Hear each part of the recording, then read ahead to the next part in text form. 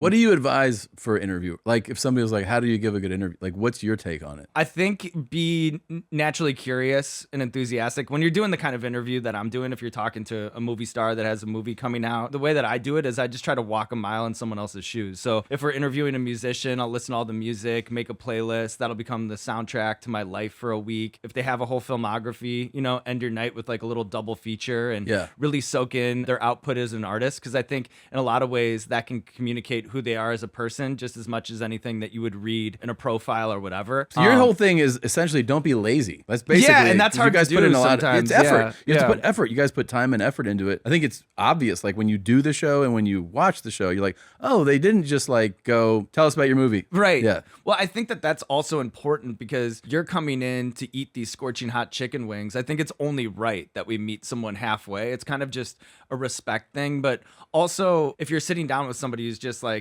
has their list, the value of an interview is going to depend a lot on the generosity of the person that you're interviewing. Yeah. So I think that if you meet them halfway, if you show them, especially early on, that it's going to be a different kind of interview, then they'll relax their shoulders. And then that can be just as disarming as the wings and the sauce. So I think it's that combination of things that really can make a good interview. But I think it's also just reps and time and hours doing it that makes you better.